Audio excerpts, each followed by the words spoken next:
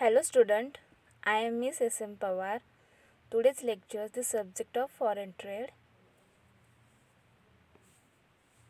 Unit number 2, Foreign Direct Investment in India, FDI Policy. ते आपल्या unit number 2चे title आहे foreign direct investment in India FDI policy. तर आज आपण या लेक्चर्समध्ये बँकिंग सेक्टरमध्ये FDI पॉलिसी कशी आहे त्याचा स्टडी आपण आज या लेक्चरमध्ये करणार आहोत. प्रिव्हियस लेक्चर्समध्ये आपण इन्शुरन्स सेक्टरमध्ये FDI आपल्या इंडियामधील इन्शुरन्स सेक्टर आहे त्यामध्ये फॉरेन डिरेक्ट इन्व्हेस्टमेंट पॉलिसी कशी होते त्याचा स्टडी ऑलरेडी केलेला आहे.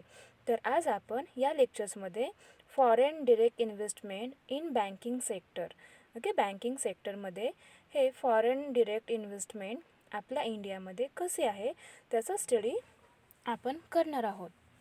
तर फॉरेन डिरेक्ट इन्व्हेस्टमेंट म्हणजे काय तर विदेशी थेट गुंतवणूक is a tool for economic growth by it's power of local capital, power of generating productivity and employment. FDI also plays a very important role in the polishing and upgrade of skills, technology and capabilities of management in various sectors of the economy. FDI in creation of employment in conditions of skill and unskill. तर foreign direct investment म्हणजे काय ते आपण थोडक्यात पाहूया. तर foreign direct इन्व्हेस्टमेंटला मराठीमध्ये परदेशी किंवा विदेशी थेट गुंतवणूक असे म्हटले जाते. तर फॉरेन डिरेक्ट इन्व्हेस्टमेंट हे एका कंट्रीमधील कंपनी ही दुसऱ्या कंट्रीमधील कंपनीमध्ये इन्व्हेस्टमेंट करते. असे इन्व्हेस्टमेंट हे 2 टाईपमध्ये केली जाते. दोन प्रकारे असे इन्व्हेस्टमेंट केली जाते. एक असते ग्रीनफील्ड इन्व्हेस्टमेंट आणि एक आहे ब्राउनफील्ड इन्व्हेस्टमेंट. मग ग्रीनफील्ड इन्व्हेस्टमेंट आणि ब्राउनफील्ड इन्व्हेस्टमेंट या दोन्हीमध्ये अशी फॉरेन डिरेक्ट इन्व्हेस्टमेंट म्हणजे FDI करता येते. अस्तित्वात असलेल्या कंपनीचे शेअर्स परचेस करून त्याच्यामध्ये इन्व्हेस्टमेंट केली जाते किंवा न्यू कंपनी स्टार्ट करून ती योग्य प्रकारे ऑपरेट करायचे त्याचे रन करायचे काम हे फॉरेन डिरेक्ट इन्व्हेस्टमेंट स्वतः न्यू बिझनेस युनिट स्थापन करून करत असते. तर FDIमुळे अनेक पॉझिटिव्ह आणि निगेटिव्ह दोन्ही इम्पॅक्ट हे होस्ट कंट्री आणि होम कंट्री या दोन्हीवरती होत असतो. तेही आपण प्रिव्हियस लेक्चर्समध्ये पाहिले आहे. फॉरेन डिरेक्ट इन्व्हेस्टमेंटमुळे एम्प्लॉयमेंट क्रिएशन ऑफ एम्प्लॉयमेंट म्हणजे जे व्यक्ती बेरोजगार आहेत त्यांना रोजगार मिळत असतो. त्याचबरोबर इकॉनॉमिक ग्रोथ आर्थिक विकास त्याच्यामध्ये वाढ करायची असेल तर फॉरेन डिरेक्ट इन्व्हेस्टमेंट अत्यंत महत्त्वाचे असे टूल आहे. त्यानंतर foreign direct investment is a non डेब्ट inflow which will directly solve the problem of capital base of the Indian banks. आता आपण आज बँकिंग सेक्टरमध्ये फॉरेन डिरेक्ट इन्व्हेस्टमेंट हे कसे आहे ते पाहत आहोत. तर कोणताही बिझनेस असेल किंवा कोणतेही सेक्टर असेल तर त्याला त्या बिझनेसचा जास्तीत जास्त मोठ्या प्रमाणावर डेव्हलपमेंट व्हावी अशी वाटत असेल तर त्यांच्याकडे मोठ्या प्रमाणावर तो बिझनेस रन करण्यासाठी कॅपिटलची आवश्यकता असते. मग असे कॅपिटल सहसा उपलब्ध होत नाही. त्यामुळे प्रत्येक बिझनेस ऑर्गनायझेशनला अनेक सोर्सेस थ्रू कॅपिटल कलेक्ट करावे लागते. मग असे कॅपिटल मिळवण्यासाठी अशी फॉरेन डिरेक्ट इन्व्हेस्टमेंट हेल्प करत असते.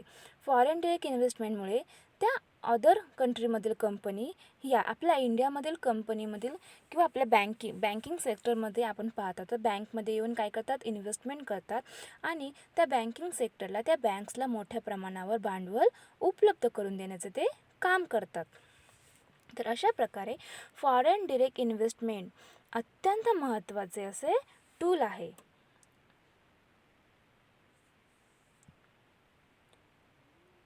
Indian banking system is a totally different from the other nation of Asian region because India's unique geographical, social, economical conditions आपले इंडियातील बँकिंग सिस्टम ही Asian रिजनमधील अत्यंत डिफरंट म्हणजे वेगळ्या प्रकारची आहे. कारण इथले म्हणजे काही जिओग्राफिकल, सोशियल, इकॉनॉमिकल कंडिशन्स आहे याच्यानुसार आपले बँकिंग सिस्टम हे डिफरंट आहे. India has a large volume of land size and approx 1,250 million population and diverse culture. India has an unbalanced system of income and expenditure. Okay, आपल्या इंडियामधील जी काही system आहे ती अनबॅलन्स्ड आहे इन्कम अँड एक्सपेंडिचरशी. There are high levels of literacy among a big percentage of Indian population, but at the equal time the country has a large role changer and revolutionary talents in management and technology. In India, near about 30 to 35% of population live in metro cities and urban areas, and rest of 60 to 65% spread in several semi-urban and rural area. Between about 30 and 35% of the population resides in metro and urban cities, and the rest is spread in several semi-urban and rural centers. Foreign direct investment acts as a bridge to fulfill the gap between investment and savings. Okay, foreign direct investment acts as a bridge to fulfill the gap between investment and saving in the process of economic development in India. Foreign direct investment is painstaking as a developmental instrument which is capable of helping achieving independence in different areas of the economy. When new industrial policy was proclaimed in 1991, big volume of incentives and concessions were arranged for the flow of foreign capital to India. Foreign direct investment acts as a bridge to fulfill the gap between investment and savings. In the process of economic development, India is a rising nation, an economy with large space for consumer and capital goods too. India has plentiful and diversified natural wealth. Its sound economic policy, better market conditions, and highly skilled human resources make it a proper target for foreign direct investment. India's economic policy framework is the combination of socialist and capitalist features. All these features you can see in the size and structure of Indian banking system. In order to accomplish the want of administration, government planning and course of action, it has been subjected to various nationalization scheme diverse time. Okay, आपण हे काय आता banking सेक्टरचं त्याचं introduction पाहत आहोत की banking system इंडियामधील कशी आहे. ओके, आपली इंडियामधील बँकिंग सिस्टम ही आपल्या आशियन रिजन्समध्ये पूर्णपणे डिफरंट आहे. ओके, पूर्णपणे डिफरंट असण्याचे कारण म्हणजे काय, तर आपले युनिक इंडियामध्ये युनिक जिओग्राफिकल, सोशल आणि इकॉनॉमिकल कंडिशन्स, यामुळे इंडियामधील बँकिंग सिस्टम ही डिफरंट आहे. आणि foreign direct investment, okay, foreign direct इन्व्हेस्टमेंटमुळे आपले इन्व्हेस्टमेंट आणि सेविंग्स यामधील गॅप भरून काढण्याचे काम हे फॉरेन डिरेक्ट इन्व्हेस्टमेंटमुळे कंप्लीट होत असते. त्याचबरोबर आपल्या इंडियामधील जे काही पॉप्युलेशन आहे ते जास्त असल्यामुळे त्या लोकांना जास्तीत जास्त मोठ्या प्रमाणावर काय असते, पैशांची गरज असते. मग असे पैसे ते कुठून घेतात, जर एखादा बिझनेस स्टार्ट करायचा असेल तर मोठ्या प्रमाणावर भांडवलाची गरज असते. मग असे कॅपिटल उभे करण्यासाठी वेगवेगळ्या बँकिंगच्या थ्रू असे कॅपिटल गोळा केले जाते.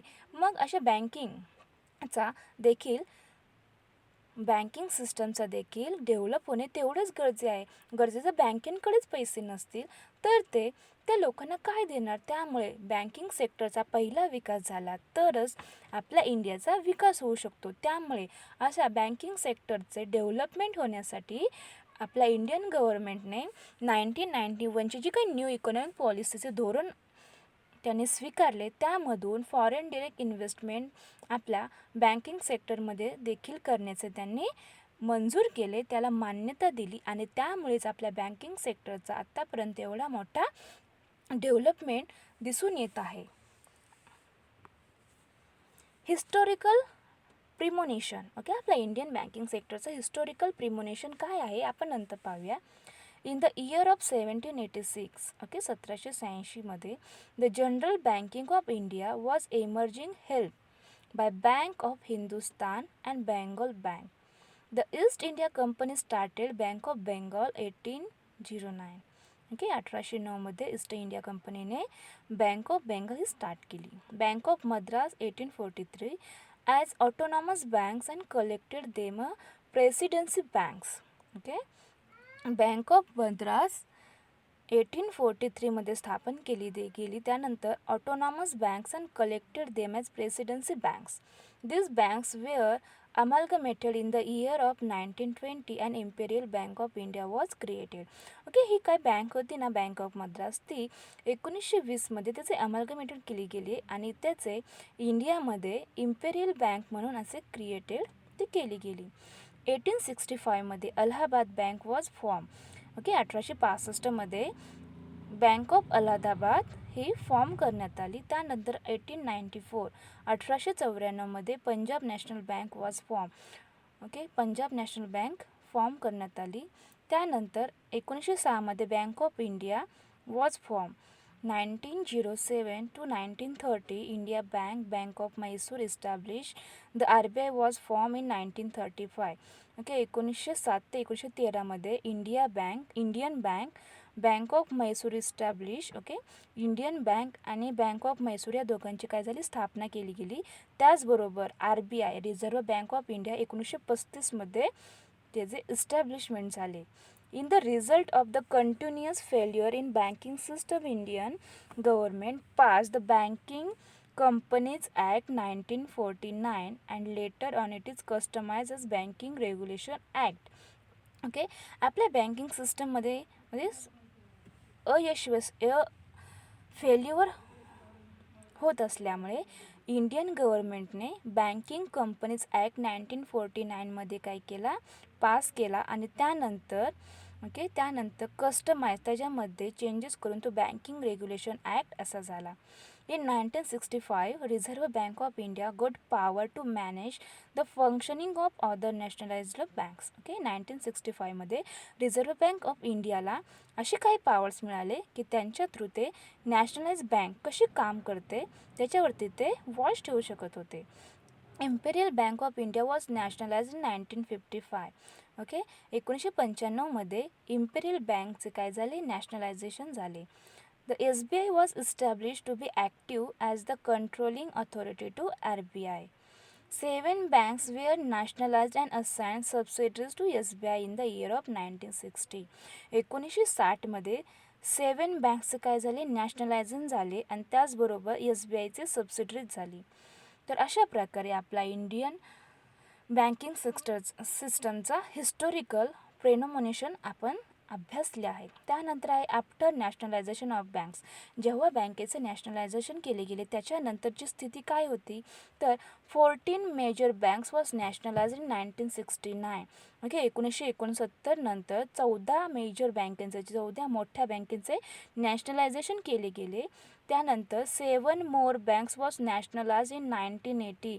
त्यानंतर 1980मध्ये 7 बँकेचे नॅशनलायझेशन केले गेले. नाव 80% banking sector coming in the under control of Indian government.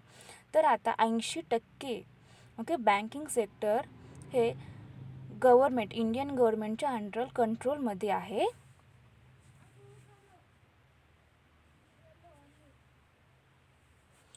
त्यानंतर आपण FDI इन इंडियन बँकिंग सेक्टरचं इंट्रोडक्शन थोडक्यात पाहूया. Every country needs a strong banking system in a place to boost economic development and inclusion of all sections of society into economic mainstream. World's most advanced economies have some of the finest banking system in place. In an integrated global economy, the repercussions of any problem in the banking sector are felt far and wide. The Indian banking sector has experienced sea changes since economic reforms initiated since 1991.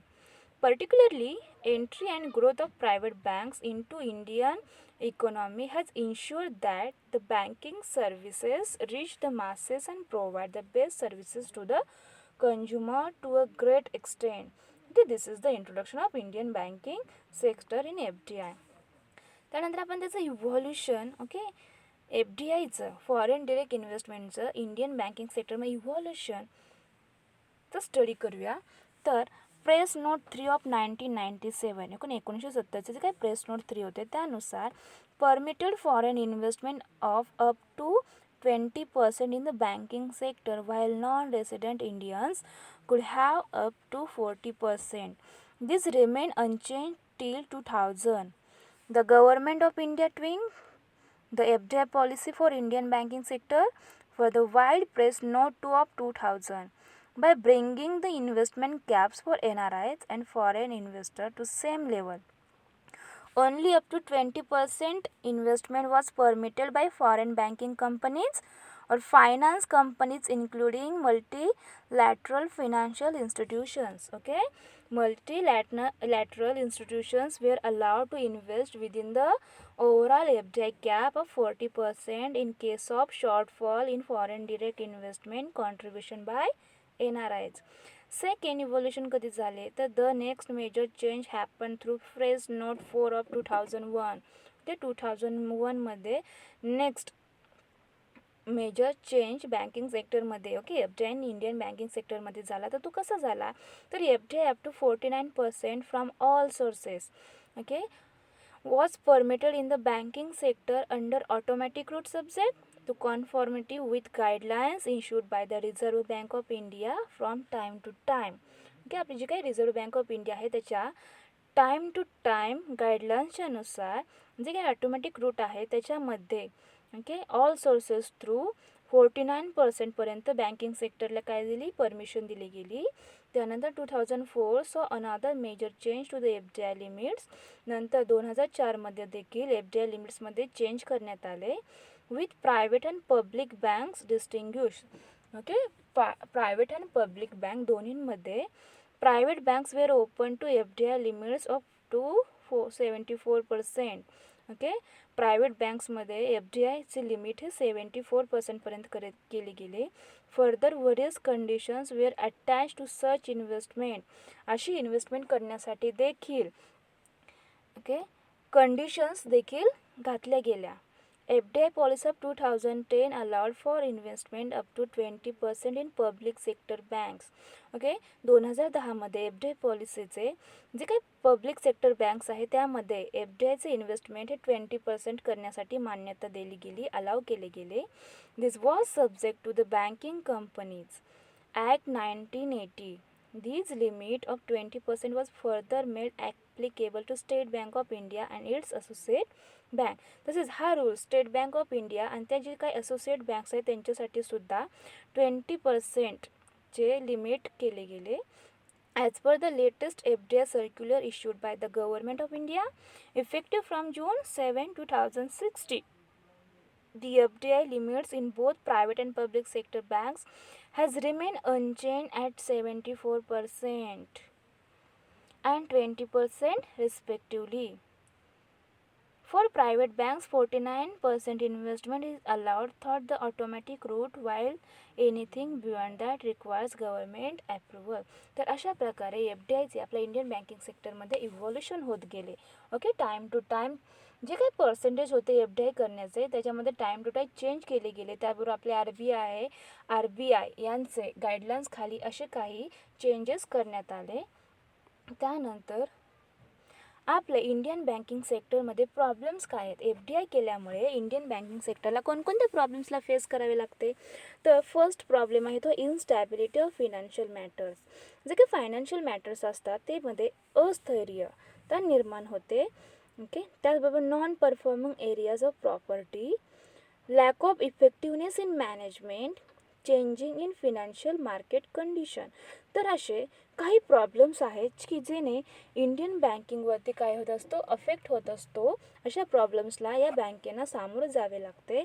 Okay, जे काही management असतं बँकिंगचं ते effective करण्यासाठी अभाव पडतो. Okay, foreign direct इन्व्हेस्टमेंटमुळे काय होते तर त्या फॉरेनमधल्या कंपनी किंवा ती बँक इथे येऊन काय करते, तर आपल्या इंडियामधील बँकेमध्ये येऊन इन्व्हेस्टमेंट करते. त्याच्यामुळे त्यांचे कंट्रोल हे आपल्यापेक्षा जास्त त्यांची असते. ओके, जे काही बिझनेस करायचं, जो काही बँकिंग सेक्टरमध्ये चेंजेस करायचे असेल ते सर्व FDI मुळे त्या कंट्रीच्या कंपनीला, त्या बँकेला करण्यासाठी परमिशन दिलेली असते. त्यामुळे असे काही प्रॉब्लेम्स क्रिएट होतात आणि त्यांना सामोरे जाणे हे बँकिंग सेक्टरला पडते. त्यानंतर फॉरेन बँकला काही setup subsidiary bank by following in this conditions. Okay, जी काही फॉरेन बँक असते त्यांना सबसिडरी प्राप्त करायची असेल तर त्यासाठी काही कंडिशन्स त्यांना कंप्लीट करावे लागतात. तर कंडिशन्स कोणत्या आहेत ते आपण थोडक्यात पाहूया. तर फर्स्ट कंडिशन आहे, foreign banks can setup either branches और सबसिडरीज बट नॉट बोथ. तर जी काही फॉरेन बँक आहे त्याला आपल्या इंडियामध्ये इथे येऊन सबसिडरी बँकेची करायची असेल तर त्याला एखादी नवीन बँक सेटअप करता येते किंवा जी सेटअप करता येते एखादी नवीन ब्रँच किंवा जी काही सबसिडरी आहे ती त्यांना करता येते. पण दोन्ही ते करू शकत नाही. एखाद्याच फॉर्ममध्ये ते फॉरेन बँक्स काय करू शकते, FDI करू शकते. नंतर आहे, foreign banks regulated by banking supervisory authority in the home country and meeting RBI's licensing criteria can hold 100% paid up capital to enable them to set up a wholly owned subsidiary in India. A foreign bank may operate in India through only one of three channels. Okay, a foreign bank may operate in India through only one of the three channels: branches, a wholly owned subsidiary, and subsidiary with aggregate FDI up to a maximum of 74% in a private bank. Okay, foreign बँकला जर आपल्या इंडियामधील बँकेमध्ये FDI करायचं असेल तर ते 3 channels आहेत, त्यामधील एका चॅनलनुसार ते FDI करू शकतात. तर 3 चॅनल्स कोणते आहेत, तर that is the branches, a wholly own subsidiary and subsidiary with aggregate FDI up to maximum of 74% in a private bank. तर अशा एकच फॉर्ममध्ये फॉरेन बँक ही FDI करू शकते. अशी देखील कंडिशन्स त्यांना मान्य करावे लागते आणि त्यानंतरच ते आपल्या इंडियामध्ये FDI करू शकतात. त्यानंतरची 4 नंबरची कंडिशन आहे ती आहे, a foreign bank will be permitted to establish a wholly own subsidiary either through conversion of existing branches into a subsidiary or through a fresh banking license. Okay, a foreign bank will be permitted to establish a wholly owned subsidiary either through a conversion of existing branches into a subsidiary or through a fresh banking license. A foreign bank will be permitted to establish a subsidiary through acquisition of shares of an existing private sector bank provided at least 26% of the paid up capital of the private sector bank is held by residents at all times. This is the 4 number conditions. Now last and 5 numberची conditions काय आहेत ते आपण थोडक्यात पाहू. A subsidiary of a foreign bank will be subject to the licensing requirements and conditions broadly consistent with those for new private sector banks. Guidelines for setting up a wholly owned subsidiary of a foreign bank will be issued separately by RBI. All applications by a foreign bank for setting up a subsidiary or for conversion of their existing branches to subsidiary in India will have to be made to the RBI. तर अशा प्रकारच्या conditions या FDI करण्यासाठी foreign बँक्सला मान्य कराव्या लागतात. त्यानंतर banking सेक्टरला benefits. Okay, FDIचे benefits काय आहे आपण ते थोडक्यात पाहू. तर FDI in the banking sector benefits the host country economy through funds transfer of capital. FDI in the banking sector benefits the host country's economy through funds transfer of capital.